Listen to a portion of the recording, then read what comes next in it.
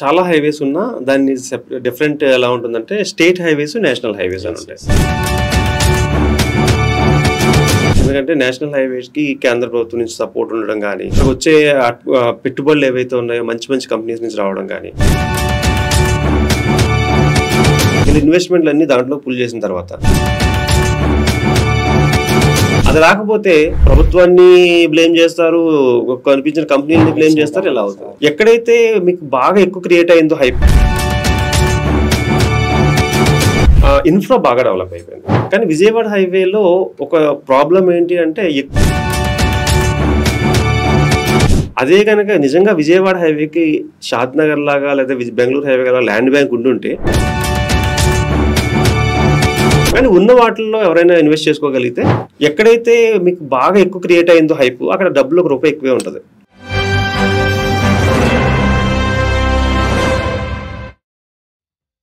నమస్తే. ఒక private real estate కంపెనీలో డైరెక్టర్గా వర్క్ చేస్తూ గత 10 సంవత్సరాలుగా రియల్ ఎస్టేట్ రంగంలో తన సేవలను అందిస్తున్న ప్రముఖ రియల్ ఎస్టేట్ ఎక్స్పర్ట్ ఆర్యన్ గారు ఇప్పుడు మనతో ఉన్నారు. ఆయన అడిగి మన హైదరాబాద్ సరౌండింగ్స్లో ఉన్న హైవేస్ ఉన్నాయి కదా, మేజర్ హైవేస్, సో ఏ హైవేలో ఇన్వెస్ట్ చేస్తే మన పెట్టుబడికి మంచి అప్రిషియేషన్ వస్తుందో ఆయన అడిగి కొన్ని విషయాలు అంతా డిస్కస్ చేద్దాం. సార్ ఆర్యన్ గారు నమస్తే. నమస్తే అండి.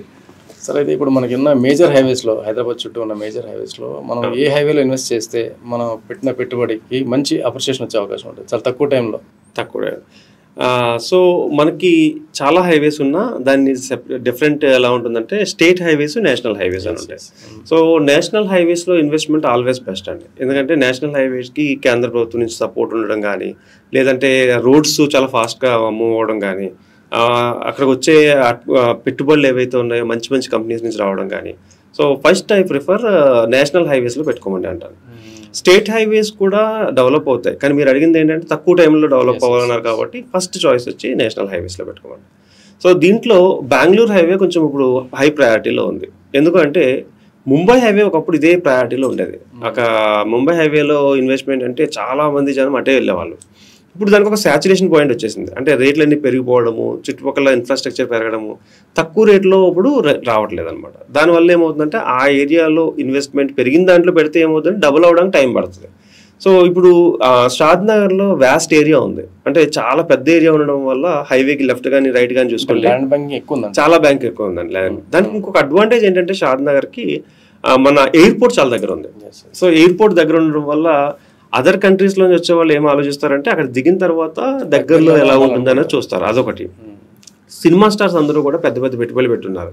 బికాజ్ ఆఫ్ మన ఈయన ఉన్నారు కదా, బండ్ల గణేష్ అంటూ సుమా గారికి ఒక మంచి ప్రాపర్టీస్ ఉన్నాయి, నిఖిల్కి మంచి ప్రాపర్టీస్ ఉన్నాయి, నెక్స్ట్ పవన్ కళ్యాణ్ గారికి, రవితేజ గారికి, ఎవరని అందరూ ఇంచుమించు పెద్ద పెద్ద వాళ్ళు పెట్టున్నారు. కానీ అదొక అడ్వాంటేజ్. వాళ్ళు ఎందుకు పెట్టారంటే ఆయన చెప్పారని కూడా పెట్టడం కాదు, అంటే రేపు పొద్దున్న షూటింగ్స్కి రావాలి వీళ్ళు. ఎయిర్పోర్ట్ దిగిన వెంటనే దగ్గరగా ఉంటుంది. ఏదన్నా ఒక ఫామ్ హౌస్ లాంటిది కట్టుకున్నా, లేకపోతే రేపు పొద్దున్న ఫ్యూచర్లో ఒక విల్లా కట్టుకున్నా.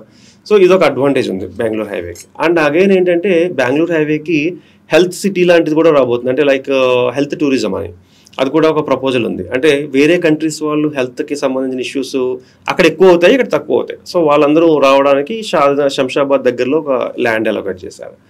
వరల్డ్ ట్రేడ్ సెంటర్ ఒకటి ఉంది. సో ఇలా జూ కూడా ఇక్కడ షిఫ్ట్ అవ్వబోతుంది. ఇవన్నీ ఏంటంటే అడ్వాంటేజెస్ అవుతున్నాయి. అంటే పెద్ద పెద్ద కంపెనీలన్నీ ఇక్కడ ఉన్నాయి ఆల్రెడీ. అమెజాన్ డేటా సెంటర్ కానీ, మైక్రోసాఫ్ట్ డేటా సెంటర్ కానీ, ఇవన్నీ అడ్వాంటేజెస్ అవుతాయి. అంటే రేపు అన్న రోజుని ఎక్కడైతే ఎంప్లాయ్మెంట్ ఎక్కువ ఉంటుందో అక్కడ ల్యాండ్ రేట్ పెరుగుతుంది, ఎక్కడైతే జనాలు ఎక్కువ ఉంటారో అక్కడ ల్యాండ్ రేట్ పెరుగుతుంది. ఎక్కువ మంది ఉండడానికి స్కోప్ ఉంది కాబట్టి దెర్ ఈజ్ ఎ 1-1. అండ్ ఇంకా నెక్స్ట్ వచ్చేసి విజయవాడ హైవేకి ఇప్పటి వరకు దాని చిన్న చూపు చూస్తారు. అంటే విజయవాడ హైవేని చిన్న చూపు చూస్తారు ఇప్పటి వరకు. అంటే ఇప్పటి వరకు దాని వైపు ఎవరు ఫోకస్ చేయలేదు.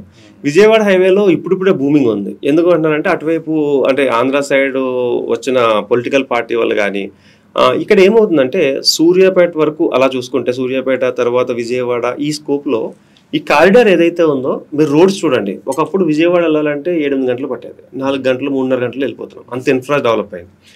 మీరు ఇంకా ముందుకెళ్ళి రాజమండ్రి కానీ, అటు వైజాగ్ కానీ, అన్నిటికీ కూడా ఇన్ఫ్రా బాగా డెవలప్ అయిపోయింది. సో అందరూ వెళ్ళాల్సిన హైవే, మోస్ట్లీ ఎక్కువ మంది వెళ్ళే హైవే విజయవాడ హైవే అవుతుంది. కానీ విజయవాడ హైవేలో ఒక ప్రాబ్లం ఏంటి అంటే ఎక్కువ ల్యాండ్ బ్యాంక్ లేదు. ఎలాంటి ల్యాండ్ బ్యాంక్ ఉంది అంటే జీపీ లేఅవుట్స్ అంటారు. గతంలో జీపీ లేఅవుట్లు ఎక్కువ ఉన్నాయి.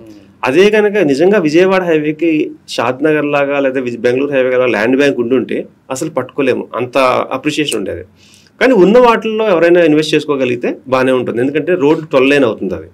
ఇవాళ కాకపోతే రేపైనా 4, 6, 10, 12 వచ్చేసరికి ఆ ఏరియాస్లో రేట్లు బాగుంటాయి. అది ఎలాంటి వాళ్ళు పెట్టుకోవాలంటే అటు సైడ్ వెళ్ళే వాళ్ళకి ఒక ప్రేమ ఉంటుంది అన్నమాట, మా హైవేలో పెట్టుకోవాలని. అలాంటి వాళ్ళు పెట్టుకోవచ్చు, పర్లేదు. ఒక 2-3 ఆల్రెడీ వేరే చోట పెట్టారు, 3 ఇన్వెస్ట్మెంట్ కింద. అంటే all eggs in one hat అని కాకుండా ఇంతకుముందు వేరే చోట పెట్టుకుని వేరే చోట అంటే ఆల్రెడీ ముంబై హైవే అయిపోయింది, విజయవాడ హైవే, బెంగళూరు హైవే అయిపోయింది. దెన్ ఒక చాయిస్ కింద దీన్ని పెట్టుకోవచ్చు. ఇవాళ కాకపోతే రేపైనా మంచి బూమింగ్ ఉంటుంది. ఎందుకంటే అక్కడ కూడా నెమ్మదిగా గ్రీన్ కార్డులు రావడము, ఇవన్నిటికీ ఫస్ట్ ఇన్వెస్ట్మెంట్ కాకుండా సెకండ్ థర్డ్లో హ్యాపీగా పెట్టుకోవచ్చు అన్నట్టు అనమాట. అండ్ శ్రీశైలం హైవే గురించి చెప్పాలంటే అది ఇప్పుడు ఎలా ఉందంటే పెద్ద బౌల్ అది, future city. And future city అనే పేరు అంటే నేనేమంటానంటే దీన్ని నెగిటివ్గా అనుకోవద్దు ఎవరు. ఎక్కడైతే డిమాండ్ క్రియేట్ అవుతుందో అక్కడికి middle class, lower middle class అందరూ పరుగులు పెడతారు. అక్కడ ఏదో జరగబోతుంది. వీళ్ళ ఇన్వెస్ట్మెంట్లు అన్ని దాంట్లో పుల్ చేసిన తర్వాత అది రాకపోతే ప్రభుత్వాన్ని బ్లేమ్ చేస్తారు, కనిపించిన కంపెనీలని బ్లేమ్ చేస్తారు, ఇలా అవుతుంది. నేనేమంటానంటే ఎక్కడైతే మీకు బాగా ఎక్కువ క్రియేట్ అయిందో హైప్, అక్కడ డబ్బులు ₹1 ఎక్కువే ఉంటుంది. ఆలోచించి పెట్టండి అంట. ఎందుకంటే ఇక్కడ చూపించినటువంటి ఏదైతే ఫ్యూచర్ సిటీ వస్తే హ్యాపీ, చాలా అద్భుతంగా డెవలప్ అవుతుంది. ఒకవేళ రాని పక్షంలో ఎందుకు రాకూడదు అని అంటే దానికి సంబంధించిన గవర్నమెంట్ దగ్గర అంత ప్రాజెక్ట్కి సంబంధించిన ఫండింగ్ ఉందా లేదా, అది ఎన్ని సంవత్సరాల్లో అవుతుంది, ఇవన్నీ మనం కౌంట్ చేసుకోవాలన్నమాట. అది వస్తే హ్యాపీ, రాకపోతే కొంచెం ఇబ్బంది పడాల్సిన పరిస్థితి. కాబట్టి అది ఆలోచించుకుని నేను కస్టమర్లకి వదిలేస్తాను, వాళ్ళు పెట్టుకోవాలా వద్దా అనేది వాళ్ళ డెసిషన్ తీసుకుని పెట్టుకుంటే బెటర్. నా Bengaluru highway is one of the best highway. అంటే ఇన్ని సంవత్సరాల నుంచి చెప్తారు. వరంగల్ హైవే కూడా మంచి హైవే. యాదగిరిగుట్ట డెవలప్ అయిన తర్వాత వరంగల్ హైవే అద్భుతంగా డెవలప్ అవుద్ది అనుకున్నాము, అంతగా రాలేదు. ఎందుకంటే ద నెక్స్ట్ తిరుపతి అనే ప్రమోషన్ జరిగింది. బట్ కాకపోతే అక్కడికి వచ్చే జనము కౌంట్ కావచ్చు, దానివల్ల కొంచెం తగ్గిన మాట వస్తుంది. బట్ ఇన్ ఫ్యూచర్లో ఒక సెకండ్ ఎయిర్పోర్ట్ రావచ్చు అనేది ఒకటి.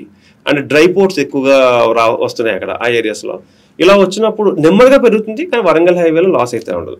అంటే మీరు అన్నట్టు తక్కువ టైంలో ఎక్కువ అప్రిషియేషన్ అనేది ఇప్పుడు వరంగల్ హైవేకి లేదు, కానీ టైం పడుతుంది. అంటే ఇప్పుడు పెట్టుకుని మీరు ఇందాక కూడా చెప్పాను 10 years 15 years నాకు సంబంధం లేదు, దాన్ని పెట్టుకుని వదిలేస్తూనే వస్తుంది. అలాంటి వాళ్ళకి బాగా ఉపయోగపడుతుంది. బట్ ఇమీడియట్ ఫ్రూట్స్ కావాలనుకుంటే మాత్రం కొంచెం వెయిట్ చేయాలి దాంట్లో అయితే. మన ముంబై హైవే గురించి, సో ముంబై హైవేలో ఆల్రెడీ సదాశివపేట నుంచి ఇంకా మీకు కంకోల్ టోల్ గేట్ ముందు వరకు కూడా రేట్లు పెరిగిపోయినాయి. చాలా బుధేరా దాకా రేట్లు పెరిగిపోయాయి. బుధేరా అనే కంటే కూడా జహీరాబాద్ దాకా కూడా పెరిగిపోయాయి. అంటే ఎలా పెరిగిపోయిందంటే ఒక క్రేజ్ని బట్టి పెరిగిపోయింది. అక్కడ చుట్టుపక్కల అంత డెవలప్మెంట్ లేవు, బట్ రేట్లు ఉన్నాయి.